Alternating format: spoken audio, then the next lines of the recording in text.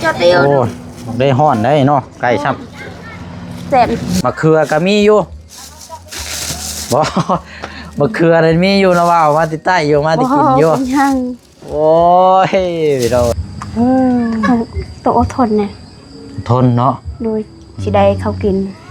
แต่ว่าทางนั้นที่บัดนี้อดทนเอาเงินเรามาเติมน้ำมันเบิดเท่าไหร่แล้ว หมดแล้ว เบิดแล้วทั้งนั้น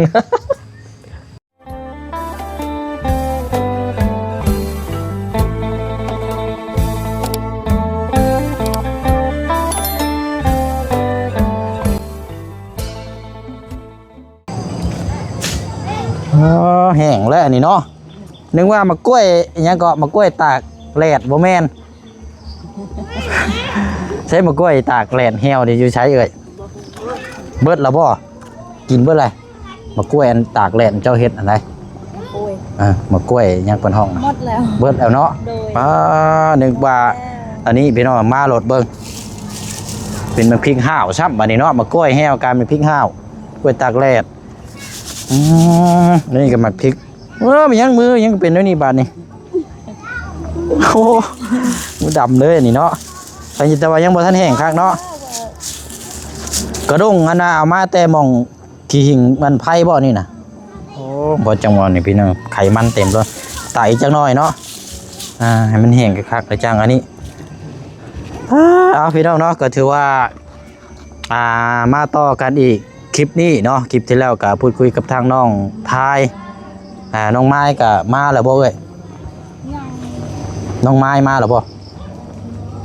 มาแต่เฮ็ดเวียกกันได้มาแล้วมาแล้วเนาะแต่ว่าเราอาบน้ำใช่บ่เอาสายพี่น้อยเนาะก็มาพูดมาคุยกับถามกับทางน้องเพิ่นนำกันอีกเนาะเวียกงานที่น้องเพิ่นได้เฮ็ดได้สร้างพี่น้องเนาะเป็นจังไดเนาะเอาสบายดีเลยพี่น้องเด้อเนาะเบิดสุขสุคนเนาะสบายดีจะค่อยคำลงแรงแล้วล่ะพี่น้องเนาะเพราะว่าคลิปที่แล้วก็บอกทางน้องท้ายไว้แหละว่าสิมาเอาน้ำไม้ต้มมาสิมาซื้อน้อยอันน้ำไม้ต้มทั้งทางน้องเป็นซอยเพราะว่าอยากกินน้ำไม้ต้มแน่จากชิบจากเช้าเนี่ยเด้อเด้อย่างมาเบิ่งใกล้ๆเนี่ยดูกล้องเขาโอ้โถได้เลยได้นี่เนาะเอาสาอัน4 คนลายเต็มหม้อบักใหญ่พี่น้อง4 คนเนาะเอามีแต่ว่าเอาใส่ถุงเฮาเด้อจาก10จากเช้านี่ก็ได้เอาเต็มน้ำไม้ต้มนี่แหละกินน้ำไม้ต้มพี่น้องเอาไปตะเช้าเอาใช่นะใช่ว่าไปรวมใช่มาพี่ก่อนเอามาพี่ก่อนก็ได้ใช่พอดีละซื้อน้ำไม้ต้มซอยทั้งน้องเพิ่นก่อนพี่น้องเอาใส่ถุงสบายดีเนาะเอาใส่ถุงให้บ่เสียงได้มีอยู่บ่ถุงเอาตัวจืดๆหั่นละเด้อน้ำไม้ไหลไปแซ่บก็จะไปเอามือจุกไล่ห้อนได้รวบได้ฮะเอาโอเคจ้ะเดี๋ยวมาขอบใจทั้งมือกล้องเขานำสบายดีเอาเล่นน้ำยังนึ่งข้าวอยู่โอ้ใช่มาพี่ก้อนอย่าเพิ่งไป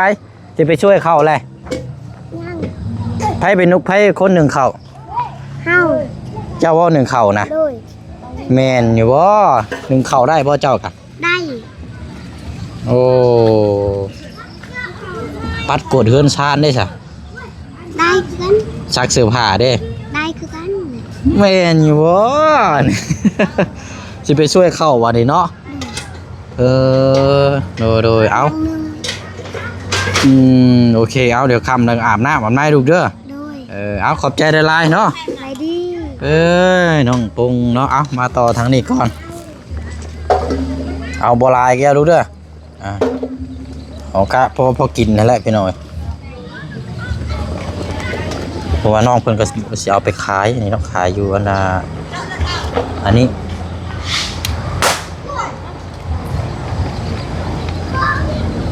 ขายอยู่ตลาดเช้ามื้ออื่นจืดหรอวะคือบ่ลองชิมมึงไงจืดแล้วบ่เชื่อนะนี่เดี๋ยวเขาตักได้ชิมมึงก่อนแก้มึงก่อน เอาจะลองแก้กินชิมมันก่อนนะเอาลองกินมันก่อนจังงานนะเอา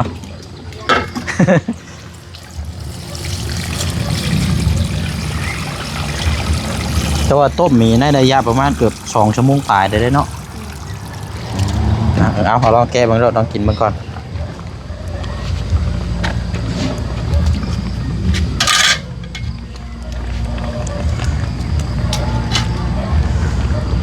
โอ้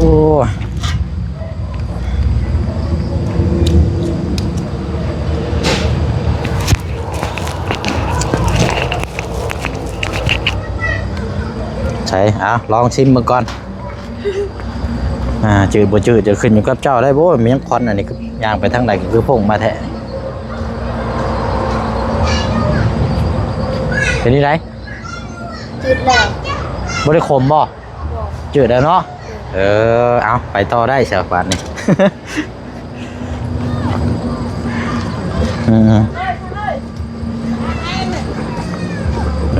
เอา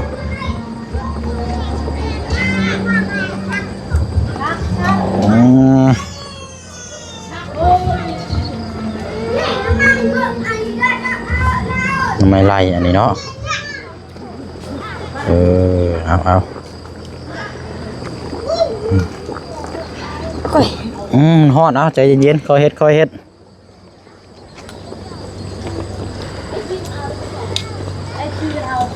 เอาได้ยังสากินแรงกับข้าวกับน้ำได้อาหารกินมีอาหารกินเลยสิบ่แม่นสิบ่รอดต้มหน่อไม้นี่บ่บัดนี้ต้มหน่อไม้นี่แล้วจำแจวบัดนี้เนาะโอ้ย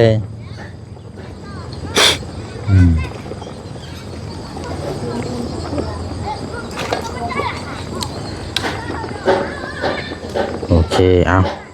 พอแล้วมั้งหาลัดพอแล้วตายเต็มเลยแล้วฮะอันนี้กัดโอเคพอแล้วบ้านี้จบมาพี่กอดเฮาห่อนไปหน่อยเนาะใช่นะพอแล้วพอก่อนมันลายแล้วปิดไว้บ้านี้เอาทงก่อนพอแล้ว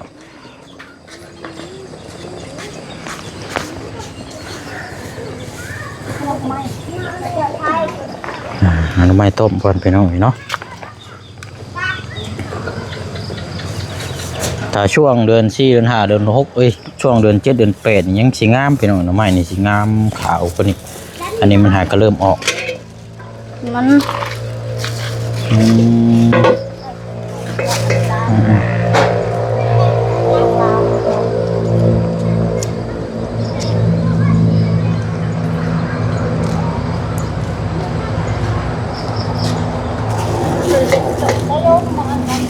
จะเตียวได้ห่อนได้เนาะไก่ช้ำโอ้ยเนาะใช้อันพ่อเจ้าไปใช้สละ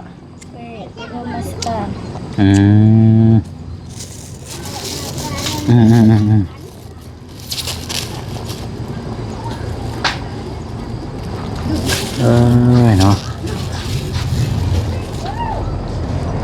โอ้ยแสบตาแท้ดิเนาะ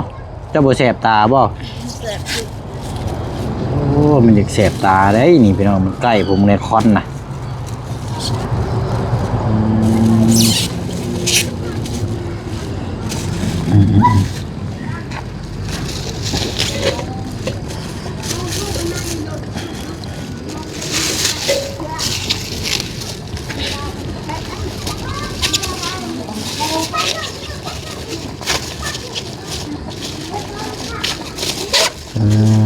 โอเคใช้อันเอื้อยเจ้าแล้วหรอบ่เอามาแล้วก็เราไปอาบน้ำเลยเนาะเพราะว่ามันอยู่โรงงานพี่น้องขี้ฝุ่นขี้ไงเนาะสมพิสมพันธ์และสารเคมี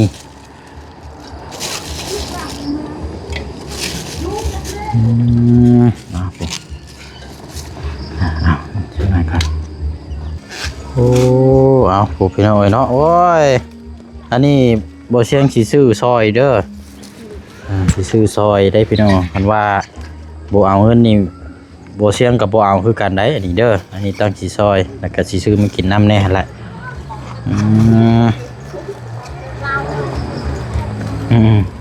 ใช่โอ้สาวโรงงานเป็นยังไงโดยเอาได้ยังกินอะไรเฮ็ดยังนะขึ้นไปใต้แม่ไฟน่ะมันมืดแล้วนี่ตกบังนั่น เราบังเด้อจนมืด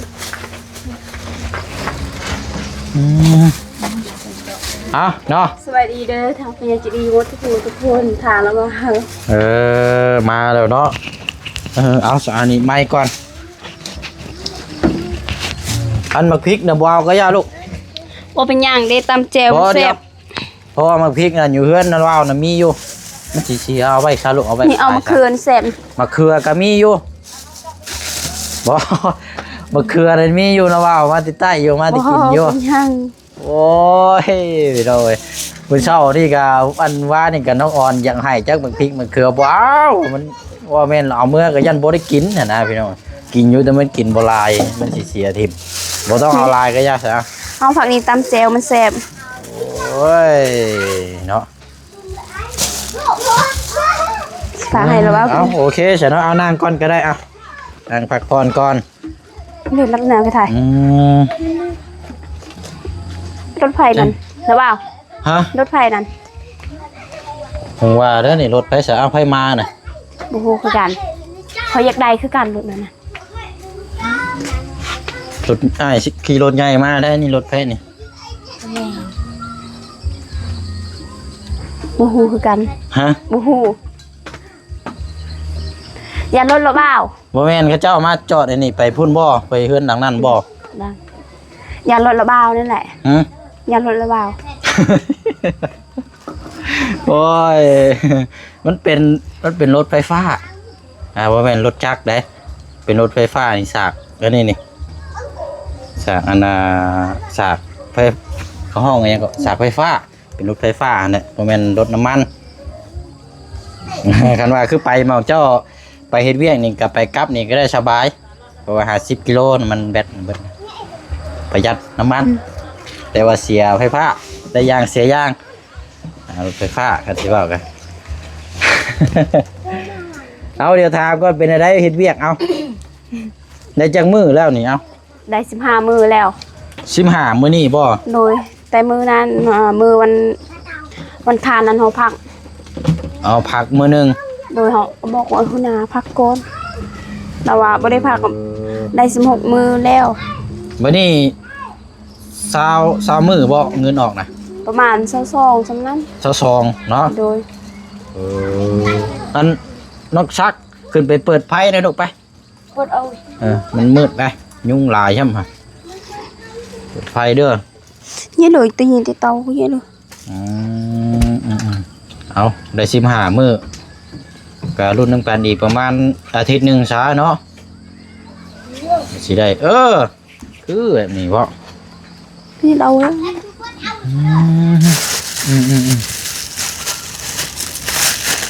แค่นั้นเด้ตกบงแล้วลูกเดี๋ยวเราว่าช่วยเขาให้น้องเป็นกับอันนี้อีกก่อนโอ้ยว่าอยู่หมักพริกกับหมักเขือน้ำบ่อยากนั่นปานใดพี่น้องมันมีอยู่เอาไว้ขายจะเป็นยังกินมั่วน้ำกันมันแซ่บต้มมันได้หลายคนกินมันจะกินบ่ไหวอันที่ล่ะหลายคนกินระวังเด้อตำหัวนี่ได้ปกแล้วนี่บ่เชียงก็เคยโดนเทื่อนึงนี่ได้ประมาณนี้เด้อแล้วบ่อยากกินคือกันบ่ยอมมึกอึนี่บ่ฮะอันยับไปพูดนะอันนี้บ่เชียงขอนางงามเลยถามจักเด็กจักหน่อยก่อนเนาะยับปีกจักหน่อยพูดแล้วก็เต่าเดินบ่เบียงอันนี้ก็ทนรอนี่กันเนาะใครก่อแก่มาให้นี่น่ะเบาไหลเตียงตัวนี้ได้ดูสะอาดยับอีกจักหน่อยโอเคเป็นเด้อเห็นเบิดอยู่บ่เห็นเบิดอยู่เนาะเห็นก็เห็นสาพี่น้อยเนาะนี่ได้ซะตอนนี้ยังเห็นงานกับไผแน่ซะตอนนี้มองเจ้าเห็นป้าเจ้าก็ยังเฮ็ดคือเก่าอยู่บ่ เฮ็ดกับเอ้ย เอ้ยบ่ผู้นั้นน่ะ โดย เราก็ยังบ่ทันได้ออกบ่ ย่างอยู่ ยังสู่เวียกงานนํกันคือเก่าอยู่เนาะ โดยสิออกว่าเพราะว่าฮอดเดือนก่อนเขาสิออก ลองรออันว่าสิ้นเดือนแล้วก็จังลองเบิ่งว่านั่นก็สิฮอกเนาะ โดย ก็สิว่าก็รอเบิ่งเวียกงานนะพี่น้องถือว่าโอเคก็จังอันนี้เอาค่ะบ่มีหยังตั้งแวะมาเยี่ยมมายามมาแล้วมาถามเบิ่งนํกันอีกก็ยังนี่คือเก่าอยู่บ่เจอแผนกยังมื้อนี้น่ะเฮ็ดงานน่ะ คือเก่า หน้าดำคือเก่า โดย เสื้อผ้านี่ดำปิดคือเก่าเนาะ เดี๋ยวมันเฮาอาบน้ำแล้วบ่ได้อาบน้ำก็คือเก่าแต่ตอนนั้นคือกันนะ อืม แพทลูก คือบ่หาเฮ็ดเวียกงานอยู่แถวนี้บ่มีบ่ บ่มี จะลองหาเบิ่งนะบ่ คิดว่าตรงนี้แต่พอทางโรงหาแล้วบ่มี เ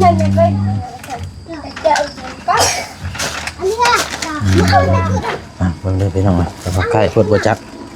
โอ้บ่เห็นฮอนน้องทายชับเนาะเราดีอยู่เจว สมุดเนี่ย ถอยนิดนึงก็ได้ลูกวะ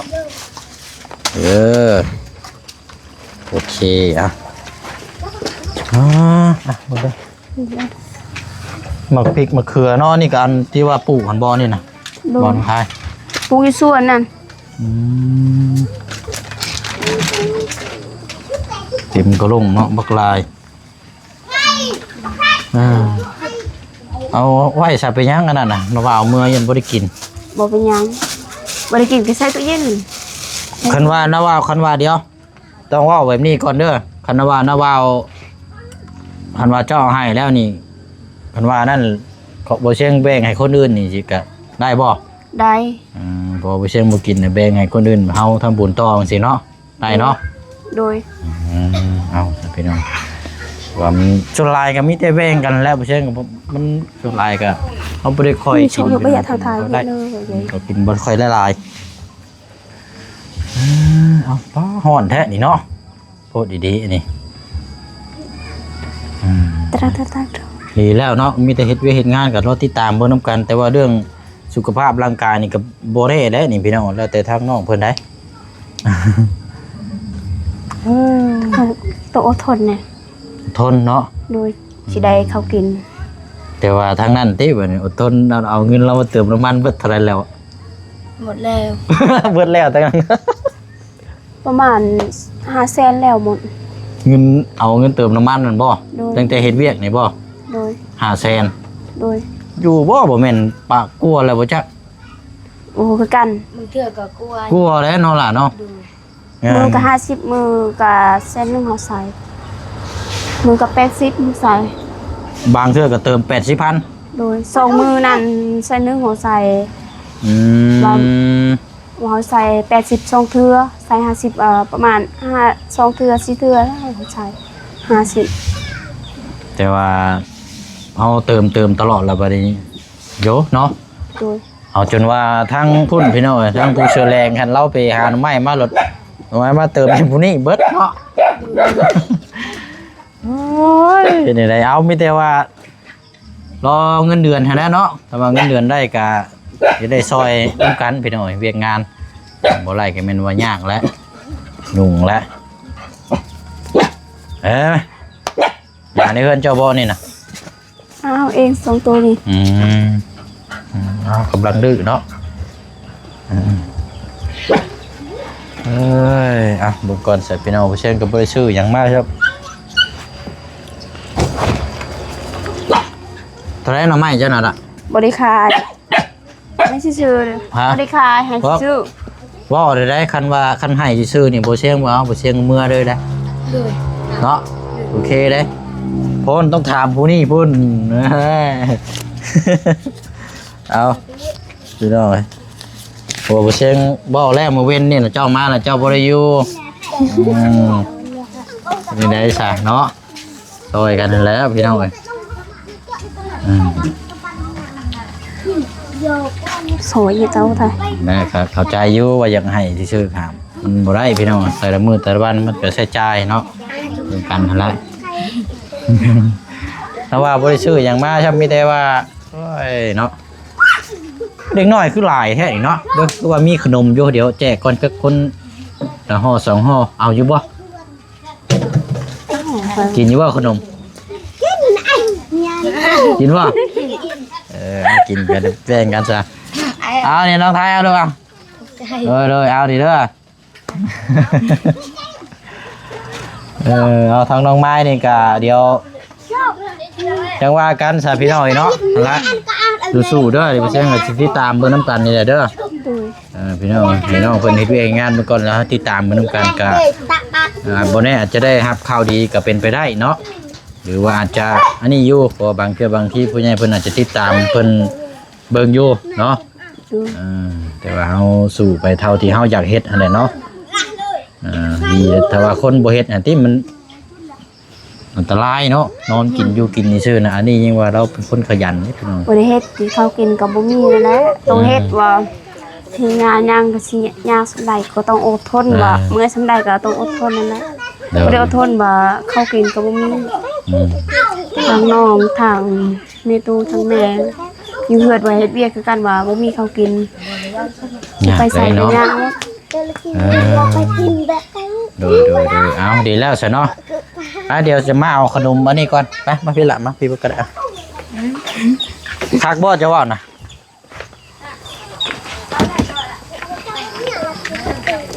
มันคล้ายๆคือรถจักรมันมีรีโมทอย่างนี้แจ้งเตือนอีกได้งามแฮงงามโอ้เชียงเอามาขี่พอช่วงน้ำมันแพงพอได้ขี่ทายเวียงกันแล้วพอแต่ย่องแถวเด้อแถวตรงเด้อมีเหลืออยู่2ห่อเอาลูกเลยเด้อโอ้ยบุกก่อนจะเบิ่งเดี๋ยวให้ทั้งแจกทั้งน้องเพื่อนคนละห่อ4รถที่เดือนกับชุมเจ้าเอาไว้เด้อมาทั้งน้องวงเฮาหลายรอบแล้วเนาะโอเคห่อเช่นนี้ก็ได้ลูกเนาะยังไงออกก็เทวชุดก็เทวเอาเดือนแขวแล้วคนละห่อ2ห่อก็ว่ากันได้ขับใจเดียวขอบใจ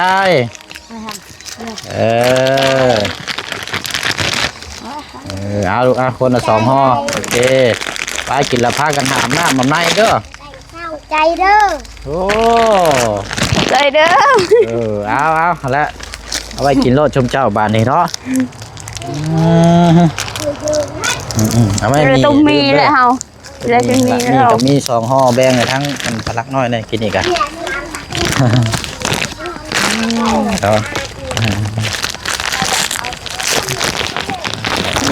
เคยได้มาเยี่ยมยามแล้วกันพอได้อันนี้พี่น้องเพราะว่ามาสลายเฮากันก็ต้องขนมแจกแน่เอาสันน้องทายเด้อกันว่านั่นนะวันเวลาพอละกันว่านั่นดูเสียงสิมาเยี่ยมยามไม่เนาะน้ำไม่ขายนี่พี่น้อยแล้วบ่าวกินข้าวกินน้ำก่อนเด้อเอาเลยลูกพากันกินเลยแซ่บกินก่อนว่าช่วงนี้ยังบ่ทันได้อยากประมาณ 7-8 โมงพอแล้วบ่เสียงกินเพราะช่วงนี้ยังเฮ็ดเวียกอยู่จบจากนี้ก็เมื่อต้องตัดคลิปต้องยังหลายอย่างนั่นแล้วแล้วเบาดำแล้วนาแล้วเบาแล้วบ่ปีนี้บ่ได้เฮ็ดปีนี้น่ะมันยากปีนี้ยากก็เลยบ่ได้เฮ็ดนายันบ่มีข้าวกินอยู่ปีนี้พอข้าวให้กินน้ำเด้อโดยแล้วเบามาให้ทันเด้อมาไปทันเฮาสิกินหมดแหละสิกินข้าวใหม่ว่าบ่ได้เฮ็ดให้นาปีนี้มันยากผู้อยู่บ้านส่วนหลายคือนี่สิแหละบ่ได้อยู่บ้านไปหลายบ่อนแน่เนาะเอาสู้ๆทั้งสองเด้อไปเนาะบ๊ายบายสวัสดีโอเคเอาไม้ไปเนาะเดี๋ยวอันนั้นพี่น้องจะจังมาติดตามเบิ่งน้ำกันอีกเนาะว่าสิจังใดเพราะว่าผู้ใหญ่ผู้นั้นก็จะลังเบิ่งลังแย่งอยู่เนาะพี่น้องทางน้องไม้หรือว่าทางน้องท้ายอาจจะได้รับรางวัลอย่างสักอย่างก็เป็นไปได้เนาะพี่น้องเนาะก็ปกติเนาะทางน้องไม้ก็คุณน้องเพิ่นตัดสินใจ เพราะว่าเราเพิ่นก็เลือกเฮ็ดเวยกเฮ็ดงานก่อนพี่น้องเนาะถ้าเป็นมาจังได๋ก็จังว่ากันแต่ว่าเพิ่นก็ยังสู่ซนคือเก่าพี่น้องมาก็ยังบ่ได้บ่นว่าโอ้ยเมื่อยจังซั่นจังซี่น้องเพิ่นมาก็ยังโอเคพี่น้องเนาะบ่ได้จมมุนเมื่อยนังก็ถือว่ายังสู้งานปกติถ้าคนบ่สู้งานนี่เมื่อยบ่ไหวแล้วอ้ายจังซั่นจังซี่จะมีรถหลายจมเนาะพี่น้องแต่ว่านี่เนาะโอเคพี่น้องเนาะเอาสู้ๆทนต่อไปติดตามเบิ่งนํกันอีกเนาะไปเนาะวันนี้ก็สิได้ขอจบคลิปน้ำลาอีกคือเก่าคือเดิมเด้อพี่น้องเนาะลาพี่ละน้องไปก่อนเนาะบ๊ายบายเด้อพี่น้องเด้อเบิดสุขุสุขคนเนาะสบายดี